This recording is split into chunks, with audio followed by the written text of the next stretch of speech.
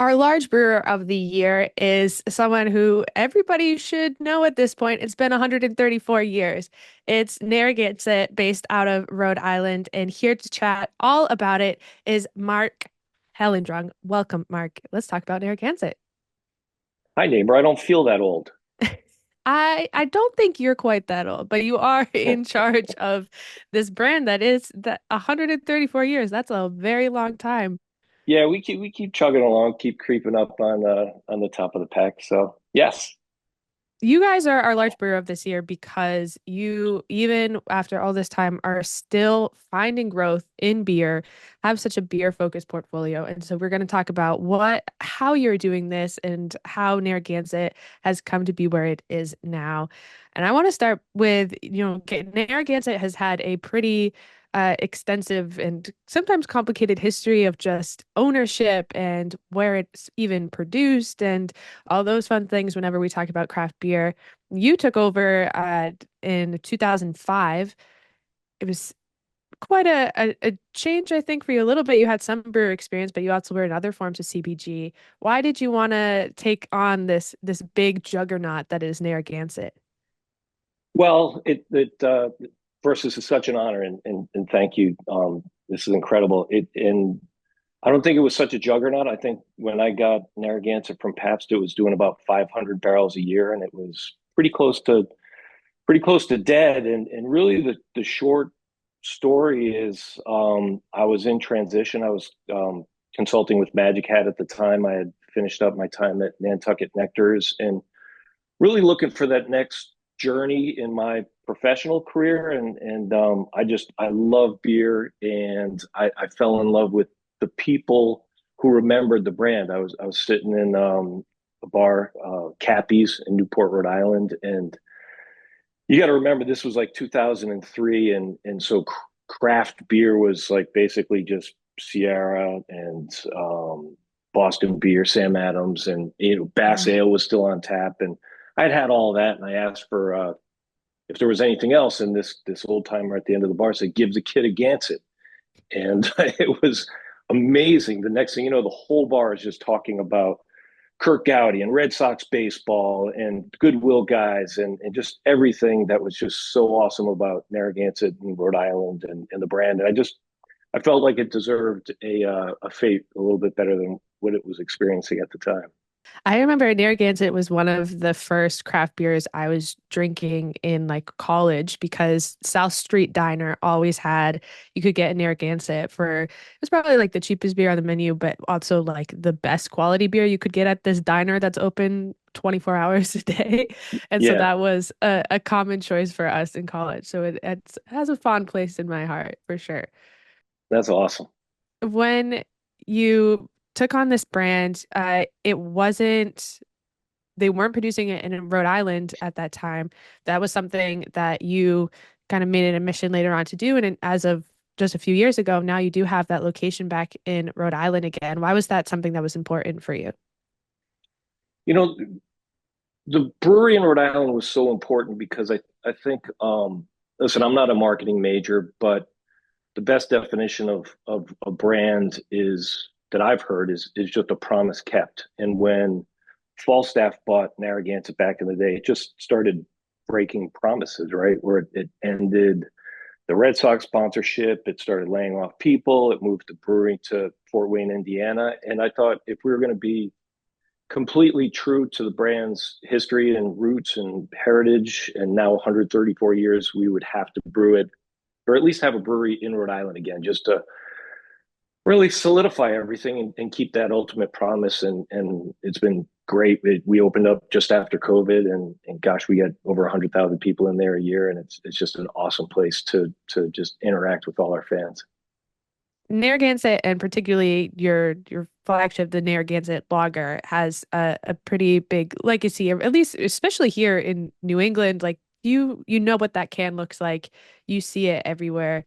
It has a pretty um passionate support base, I guess you could say.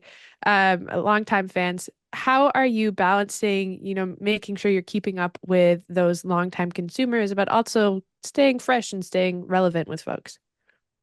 Yeah, I think I've got the easiest job and the hardest job in the world at the same time in a weird sort of way, in that the easy part is you've got all this great rich history to draw on, right? And when I got the brand back and we redesigned the packaging, it was just this beautiful collection of different pieces from 1905 and 1965, and it just came together beautifully. And so there's all that to lean into, but at the same time, we have to really honor the history and heritage. And so like a hazy IPA under the Narragansett name doesn't necessarily make a lot of sense to most people.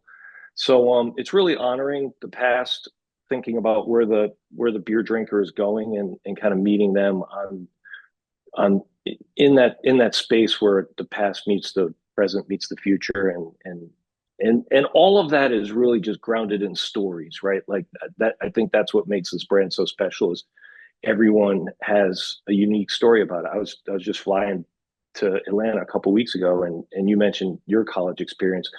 The airline stewardess, she was like, I love Narragansett beer. I drink it all the time. And I'm like, are you Atlanta based? And she's like, well, yeah, I am. I buy it in Publix all the time. And I was like, well, how did you discover Narragansett? And similar story. She went to college in Boston, and that she just took that with her to Atlanta when she moved. It was amazing. You still, I mean, like you said, you just said hazy IPA, maybe not in the future, but you still have some innovation going on in your beer setup. There is a pretty robust beer program for consumers to try styles, particularly out of that tap room. What else can people find from Narragansett other than that classic lager?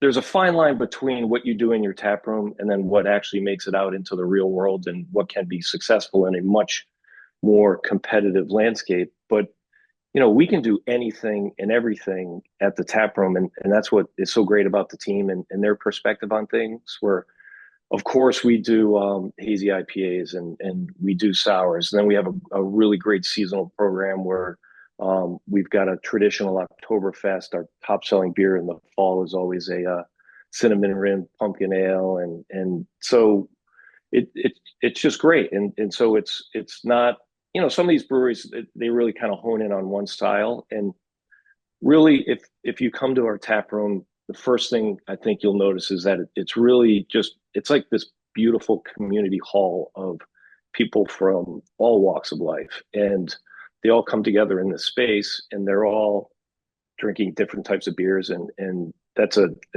a celebration of our brew team and the history of this beer, because we also, while we do have this lager, right, Narragansett was the only New England brewery at the original GABF in 1984 or whatever it was, right? And so going back to 1933, we've had these Bach beer festivals, and we've always had Oktoberfest festivals. So really the regional brewers, which is what we originally were the original craft brewers, right? It was just consolidation and kind of the big domestics that kind of put most of them out of business. And so it's pretty cool to be here standing after Yeah. 134 years.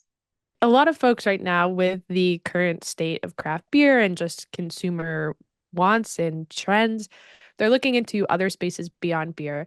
And you guys have a little bit of that. You have that hard tea with that Dell's partnership you have, but you're still pretty primarily beer focused in your portfolio.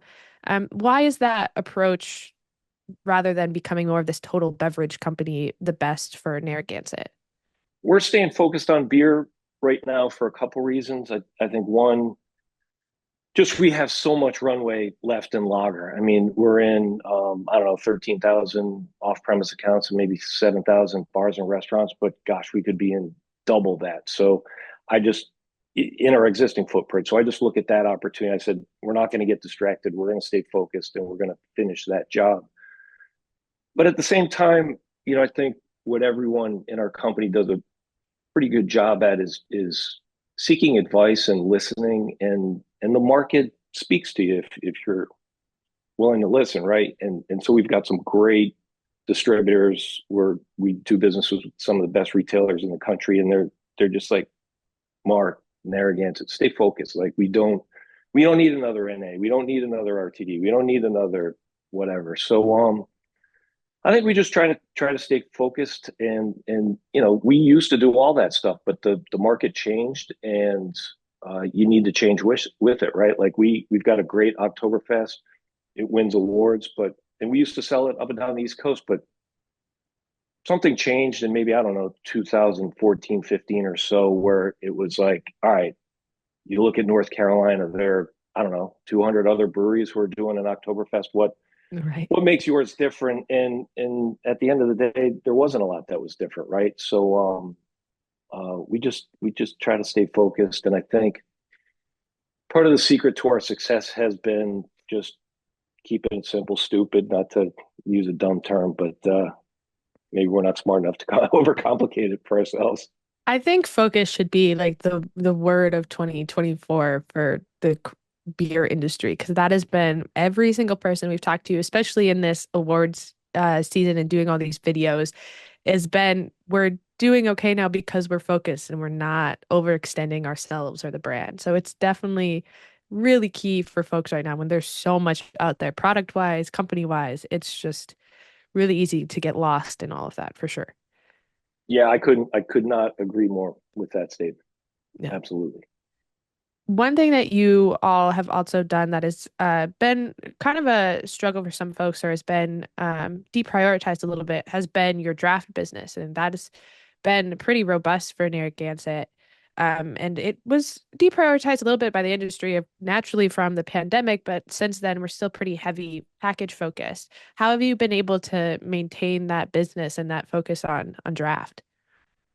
Narragansett just always been rooted in the on-premise channel, and I'd say like way before I got involved. And so the Narragansett sales force was legendary in the Northeast back in the day as just on-premise focused draft line. And the old adage that a pint over the bar is worth a six pack in the liquor stores. And I think we've always just sort of held true to that. And some of my key sales guys are just they love working the on premise, and so it was, the Northeast took it especially hard during COVID, and then and it, shut down more than other parts of the country, I think, or as much as anybody else, and we just took it as a point of pride, point of competition, and but just a point of community too, right? Where we wanted to rebuild this channel together with the on-premise channel, and so you won't find Narragansett in big chains and all that. It's local, sole proprietors, small groups, neighborhood bars, dive bars, foodie joints, craft beer bars, and we just it's what we do, I guess. I don't know. So over 130 years down, looking ahead to the future, what can we expect to see on the horizon for Narragansett?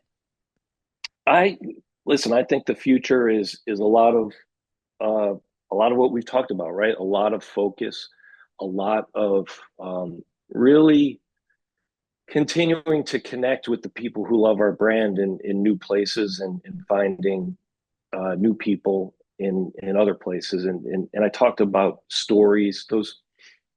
I'm traveling a lot, I'm just blown away by the people that I meet and the stories that they have, and even the restaurants that we're in. Like I'll go into a place in Nashville and just ask, like, how do we get in here? And it's like, man, my wife is from Rhode Island, and I go there on vacation. I just love it, and I fell in love with this beer, and yeah, so it's really a lot of that. We're in 26 states. We'll open them up pragmatically. We've got a big year next year with it's the 50th anniversary of Jaws, so we're going to try and Mm. open up a few states, really to kind of open up that opportunity, and it's going to be a pretty fun year. So, final question for you, Mark. Narragansett, large brewer of the year, posting significant growth even after all this time, and especially in such a critical time for beer.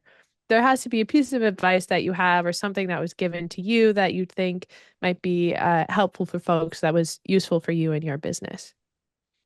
Yeah, I go back to Bill Considine, who his dad was actually the head of sales for the brewery back in the 50s and the 60s, and he was running one of the distributors we were with when we launched, and he, am I allowed to swear? Go for it. He basically sat down and said, Mark, just don't fuck it up. And I think a lot of us take that to work every day, right? And so that's where it comes into that history of 134 years. It's like you really have to respect that heritage and where we've been, and kind of boil that up and take it forward to where we want to go with this thing. So hopefully we're living up to that. I think so. And I think that's great advice for folks. So thanks again, Mark. And congrats again on being the Large Brewer of the Year. We can't wait to see what happens next in the next 134 years. Thank you. This is such a great honor, and it's so nice to talk to you, Zoe.